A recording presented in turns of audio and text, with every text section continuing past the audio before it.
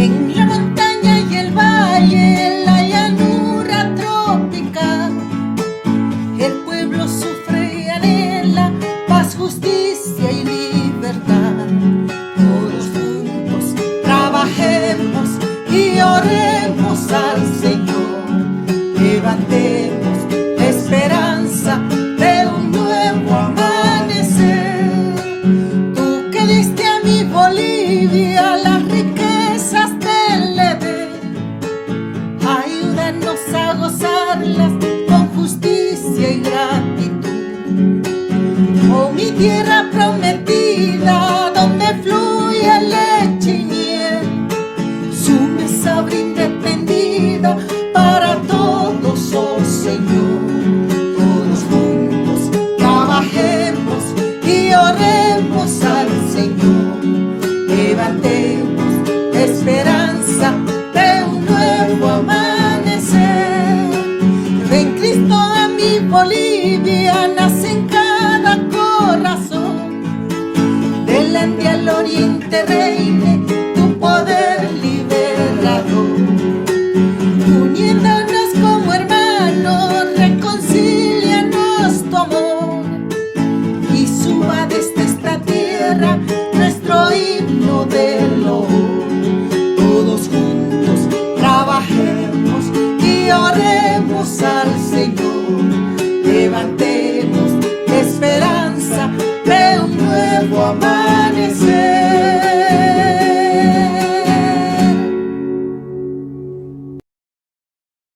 Welcome to Weaving the Blanket, Stories of Faith, Bienvenidos Sacrifice, a este programa de Tejiendo el Aguayo, historias de fe, sacrificio y martirio de la Iglesia Evangélica Metodista en Bolivia. This is podcast number 9, The Early Methodist Missionaries. Este es el episodio número 9, Los primeros misioneros. James Weinberg, retirado de Bolivia por su éxito en iniciar la educación de los indígenas. I am David Mi Stevens. nombre es David Stevenson. It is my personal experience with God's Ruach. Tengo una experiencia personal con el Rúa de Dios.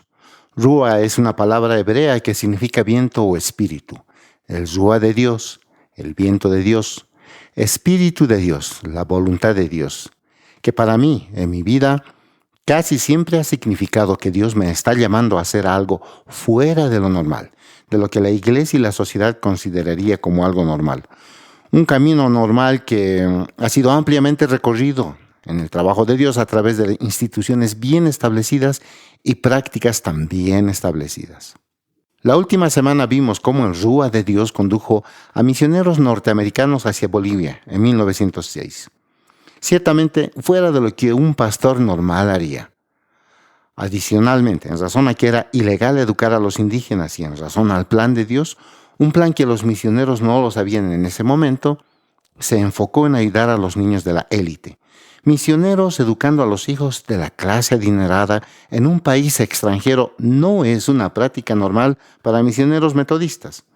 Sin embargo, esto condujo al desarrollo de dos grandes instituciones educativas en Bolivia, los Institutos Americanos de La Paz y de Cochabamba.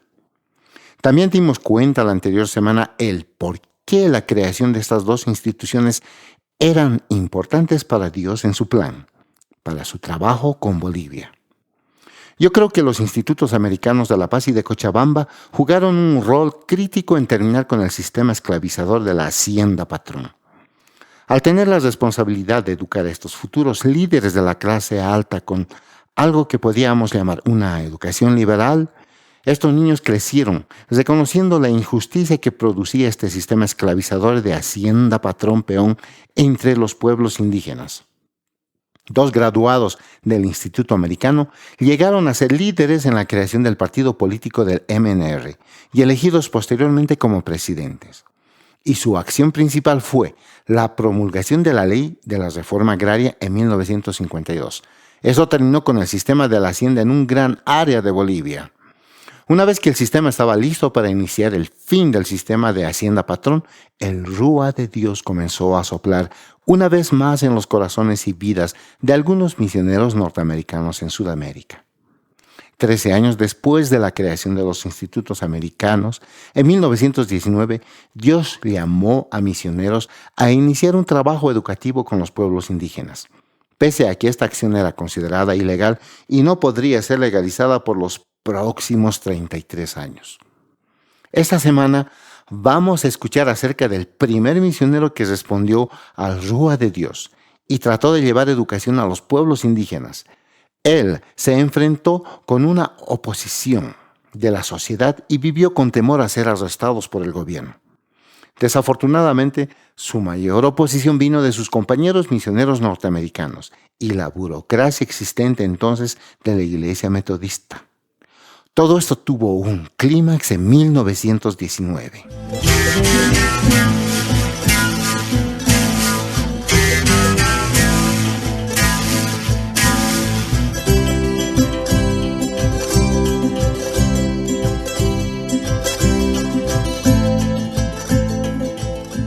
Generally speaking, the earliest missionaries Hablando en términos generales, los primeros misioneros no tenían la intención de evangelizar o educar a los pueblos indígenas.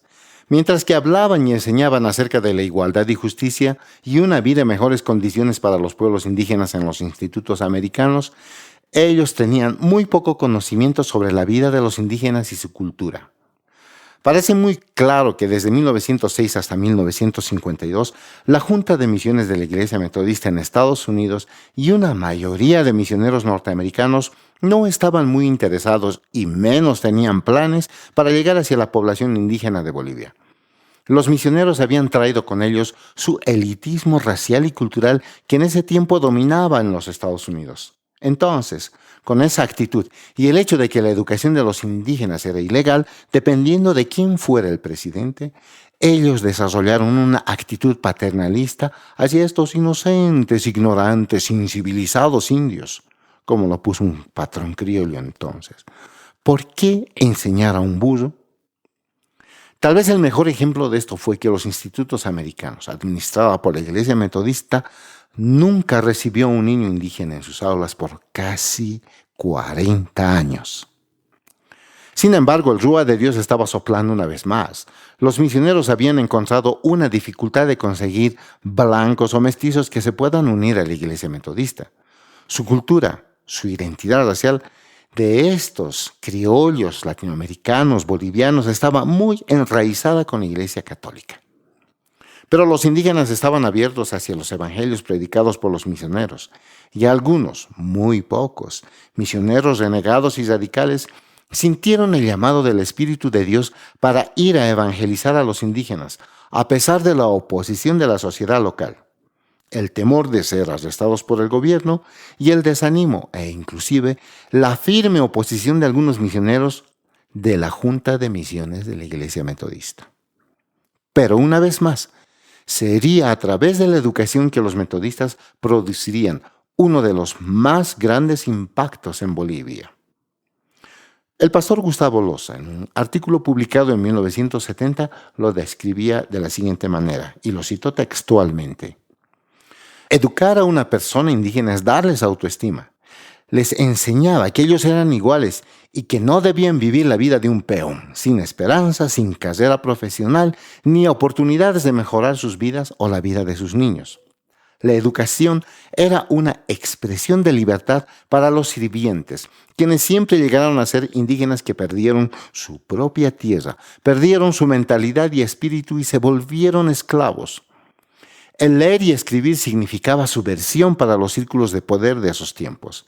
Era la educación la herramienta para recuperar la acción y el discurso, entonces podrían vivir, pensar y actuar como seres humanos. Y Loza continúa. La educación significaba algo místico, una causa sagrada y una fuerza de liberación para los indígenas. Les ayudaría a verse a sí mismos como personas reales que buscaban reivindicar su tierra, su identidad y su educación. En el objetivo de recuperar su ser, en ser humanos en la comunidad, ellos tenían que aprender a leer y entender el lenguaje del opresor, de tener un conocimiento de ese otro mundo. Haciéndolo así, ellos podrían planificar sus movimientos hacia un mejor camino y de esa manera recuperar su dignidad, sus tierras y la libertad de sus espíritus. Y Loza concluye diciendo, en su necesidad de recuperar su ser, la población indígena estaba consciente de la importancia de tener escuelas. Entonces iniciaron esfuerzos para organizar pequeñas escuelas que eran dependientes de la comunidad de Lainhu.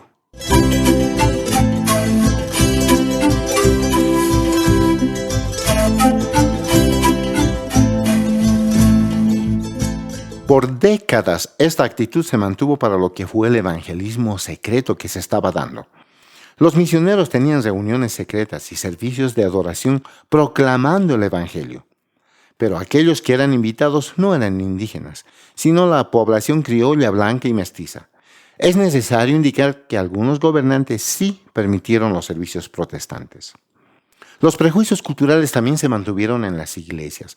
Los misioneros y los miembros estaban obligados a vestirse con la ropa occidental, sacos, vestidos, corbatas, etc.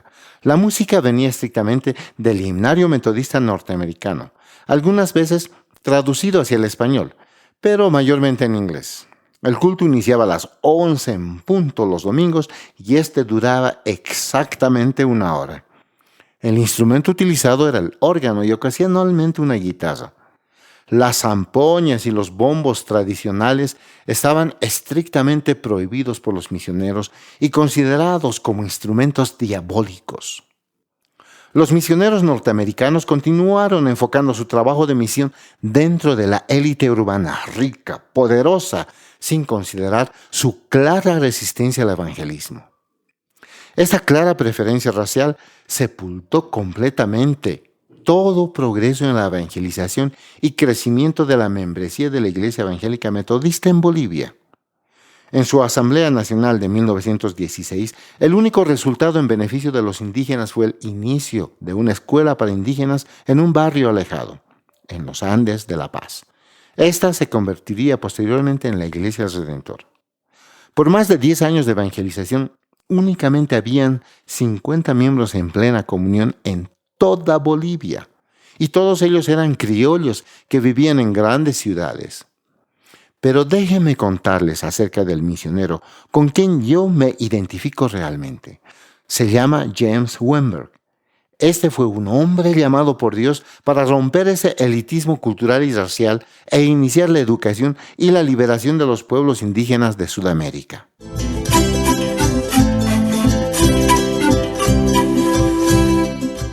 In 1918, James H. En 1918, James H. Weinberg, quien en ese entonces vivía en Tucumán, Argentina, envió una carta desafiando a la Junta de Misiones en la ciudad de Nueva York a iniciar un trabajo misionero entre los pueblos indígenas de áreas rurales de Sudamérica. Frank Mason North de la Junta de Misiones le respondió que no habían programas como esos y además que no habían fondos para financiar un trabajo de ese tipo. Pero el Espíritu de Dios, el Rúa de Dios, no le permitirían a Weinberg aceptar ese no como respuesta. De hecho, fortaleció sus deseos de conseguir apoyo. En enero de 1919, Weinberg se dirigió directamente al obispo William Oldham, el secretario de misiones de la Iglesia Metodista Episcopal, y le propuso apoyar este trabajo. Luego de la reunión, el obispo accedió a apoyar el trabajo misionero de Weinberg para llegar a los indígenas. Weinberg llegó a La Paz el 20 de septiembre de 1919 y fue designado como superintendente del trabajo misionero de los indígenas. En 1911, un boliviano que se había trasladado a California, Antonio Chirioto, a sus 80 años se convirtió metodista. Él fundó la Sociedad Cristiana Peniel Hall y vino a Bolivia. Los datos de su llegada son algo confusos. Los indica que fue en 1917, mientras que Mamani indica que fue en 1913. Cualquiera sea la fecha, Chirioto estaba de acuerdo en donar $32,000 para crear esa sociedad cristiana. Su primer acto fue comprar una granja de 400 hectáreas en Guatajata para abrir una escuela metodista para los indígenas. Cuando Weinberg llegó a Bolivia en 1919, puede haber ayudado a Chirioto en la creación de la Sociedad Cristiana Peniel o tomó el trabajo que empezó posteriormente. De cualquier forma, Weinberg inició su trabajo en Guatajata. Guatajata es una población rural bastante grande, con varios cientos de personas y se encuentra a 90 kilómetros de La Paz, a las orillas del lago Titicaca. Guatajata estaba habitada por empleados del gobierno, propietarios de haciendas que vivían ahí en temporadas, mientras se alejaban de La Paz, Pero también habían pobres aymaras sin educación que vivían en condiciones infrahumanas en las afueras del pueblo. Al inicio había una resistencia significativa por parte de los líderes comunitarios de Guatajata. La población criolla y mestiza del pueblo reconocía la naturaleza subversiva de la educación y del protestantismo. El protestantismo había desafiado a la Iglesia Católica Romana y de esa forma también había desafiado los pilares sobre los cuales se construía las bases del sistema de hacienda patrón-peón. Y la educación traía autoestima, identidad propia y la conciencia de que la vida no debería continuar bajo la forma con la cual estaba sucediendo los últimos 400 años. Pero gradualmente Wennberg comenzó a conseguir resultados. Después de algunos meses habían 50 estudiantes en su escuela, los cuales se incrementaron a 67 para el segundo año. Y se acuerda, estos eran estudiantes indígenas. Como habíamos visto anteriormente, la Junta de Misiones no tenía políticas específicas para el ministerio con el pueblo indígena. Este proyecto también era confuso y desconcertante para otros misioneros que se encontraban en Bolivia. La mayoría se opuso al trabajo, preocupados de que pondría al gobierno contra toda la misión metodista en Bolivia. Pero era, fuera de lo normal, un lineamiento adecuado de lo que significaba la evangelización y la educación. Con una escuela e iglesia creciente, Wennberg necesitaba fondos adicionales. Él se dio cuenta de que yendo a través de los canales normales no tendría éxito. Entonces, decidió viajar a la ciudad de Nueva York, personalmente para conseguir estos fondos. Recuerda, estamos en los años 1990, donde el viaje era carísimo, difícil y además tomaba mucho tiempo. El superintendente distrital, que se llamaba Reverendo Washburn, que también vivía en Guatajata, se opuso al viaje. A Washburn le encantaba trabajar e interactuar con los ricos patrones de Guatajata. Washburn no le interesaba en absoluto ir a trabajar con los indígenas. Él daba la impresión de que odiaba a los indígenas y los veía como seres inferiores, como esclavos. Los oligarcas bolivianos que explotaban a los indígenas en sus haciendas tenían un aliado en este metodista, en este hombre. Otro misionero de apellido Weber se manifestaba así de Washburn, este superintendente distrital. Y lo cito. Él, Washburn, estaba generalmente muy ocupado en sus relaciones sociales con la clase privilegiada y con miembros del gobierno, una tendencia que fue compartida por muchos misioneros en Bolivia. Fin de la cita. Weber llegó incluso a llamar al superintendente Washburn como un traficante de esclavos, puesto que Washburn había manifestado su aprobación para que los patrones de Guatajata puedan usar el látigo contra los peones indígenas de las haciendas. Déjenme decir esto. El superintendente de la iglesia metodista había manifestado su aprobación para que los patrones usen el látigo contra los peones indígenas. Wennberg, nuestro misionero de quien estamos contando su historia, decidió ir a Nueva York de todas formas para conseguir fondos para su trabajo con los indígenas. Esto fue visto como una insubordinación por parte del superintendente Washburn. Washburn envió un reporte que llegó a Nueva York mucho antes de que Wennberg pueda llegar. Este reporte incluía un chisme falso y negativo reclamando que Wennberg tenía problemas personales y además era destructivo hacia el trabajo de la iglesia metodista en Bolivia. La Junta de Misiones tomó las acusaciones de Washburn como hechos reales. Lo hicieron sin tener un verdadero conocimiento de la realidad boliviana, sin revisar siquiera esa información con otros misioneros norteamericanos en Bolivia o con los mismos metodistas bolivianos. Simplemente se apoyaron en ese falso informe, o mejor dicho, desinformación, enviada a ellos por Washburn. Tan pronto como Wennberg llegó a Nueva York, la Junta no estaba ni siquiera interesada en escuchar el punto de vista de Wennberg sobre esas mentiras, e inmediatamente discontinuaron a Wennberg del campo de la misión. Con su partida, el trabajo en Guatajata cambió y pronto fue abandonado. Un hombre apellidado Farmer, quien estaba en la Junta de Misiones de la Iglesia Metodista Episcopal en ese tiempo, dijo de Wennberg: él era la única persona especializada en Sudamérica e interesada en trabajar con los indígenas quien deseaba dedicar su vida para ellos. En 1921 se produjeron algunas reuniones respecto al intento de reabrir la iglesia metodista en Cochabamba. Washburn mandó una carta a la Junta de Misiones en Nueva York en 1921 respecto a la reapertura.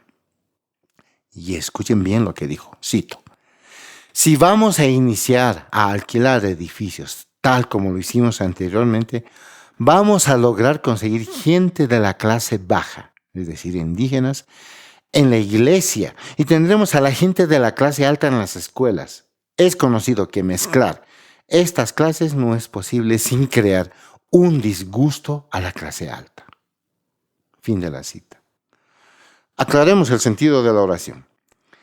Esta persona, este metodista, está diciendo que los metodistas no deben iniciar una iglesia en Cochabamba por la sencilla razón de que los únicos que vendrán serán los indígenas, generando una falta de respeto hacia los criollos o los mestizos. Eso implica de que los metodistas de seguro no quieren ni desean a los indígenas en nuestras iglesias. ¿Por qué los querríamos? Y me gustaría añadir que esa es la razón por la cual los metodistas tenían tan pocos miembros en sus iglesias. Boots ya lo escribía, que los misioneros estaban profundamente preocupados por la falta de trabajo de iglesias entre las personas de habla española. En 1925 el obispo Miller, quien era entonces el responsable del trabajo en Bolivia, se lamentaba diciendo: después de todos estos años no tenemos una sola iglesia organizada en toda Bolivia. La élite criolla y mestiza de Bolivia estaba enlazada tanto en lo político como en lo económico a la Iglesia Católica Romana, lo cual no hubiera permitido que un número significante de ellos se una a los protestantes. Entonces, desde mi punto de vista, fue el racismo personificado en John Washburn quien, como superintendente, tenía el apoyo comprometido de la Junta de Misiones de Nueva York, lo que condujo casi a un completo fracaso de la difusión de un evangelismo, del desarrollo de una iglesia e inclusive del crecimiento de esta iglesia. Encuentro muy interesante que Gustavo Loza, un pastor indígena, haya sido la única persona que se ha referido a la historia de Wurmberg como parte de la historia de la Iglesia Evangélica Metodista en Bolivia. Puedo pensar que tal vez los otros no conocían la historia, o si la conocían, simplemente decidieron dejarla de lado al evidenciarse ese elitismo racial y cultural que tenía la Junta de Ministerios de la Iglesia Metodista en Estados Unidos contra los indígenas. Había mencionado que no introduciría mis puntos de vista, pero no puedo evitar encontrar esta fascinante coincidencia que casi 100 años después la Junta de Ministerios Globales de la Iglesia Metodista hacía lo mismo a mí. Lo mismo que hicieron a Wurmberg, a través de exactamente el mismo proceso, y podría decir que bajo casi exactamente las mismas razones. Los burócratas serán siempre eso, burócratas.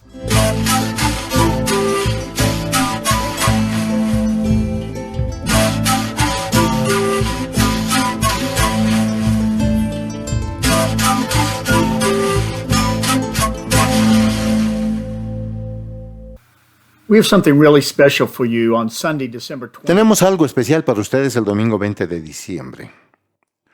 Juan Carlos Cordero, quien es la persona que traduce mis textos al español y también es el narrador de la versión boliviana en castellano de Tejiendo el Aguayo, su versión en inglés es Weaving the Blanket, nos traerá una edición especial de Navidad para nuestra programación. Todo el próximo episodio tendremos a Juan Carlos, su esposa Mirta y sus 3 hijas tocando y cantando para nosotros canciones navideñas. Por casi 15 años, esta familia, durante la temporada navideña, han promovido el repertorio tradicional de Navidad. Muchas de las canciones han sido aprendidas del himnario metodista, pero también han incorporado composiciones locales de otros lugares en Bolivia, las cuales son conocidas como villancicos. Estos videos serán una selección de canciones que fueron grabadas en el escenario del Ministerio de Culturas de la Ciudad de La Paz. In this pandemic year, we hope this will help communicate the true meaning of Christmas. En este año de pandemia, esperamos que podamos comunicar el verdadero significado de la Navidad. Celebrar el regalo de Dios a la humanidad encarnada en su Hijo, que nos trae el gozo a cada hogar. Con este episodio finalizamos la parte histórica de este programa. A partir de ahora estaré recontando las historias de vida de personas metodistas. Simplemente voy a relatarles sus historias, cómo enfrentaron el arresto, la tortura, la oposición del liderazgo metodista norteamericano, la injusticia comunitaria e inclusive el martirio que ha permitido la emancipación de la IMB de Nueva York. Convertirse en la voz representativa por los derechos humanos de los indígenas en Bolivia y ponerse firmes en contra de quienes querían conducir a su país lejos de la democracia. Recuerda que puedes enviarnos tus comentarios de este episodio en YouTube y también a la página web www.tejiendoelaguayo.com o también en nuestra página de Facebook. Nos vemos el domingo 20 de diciembre.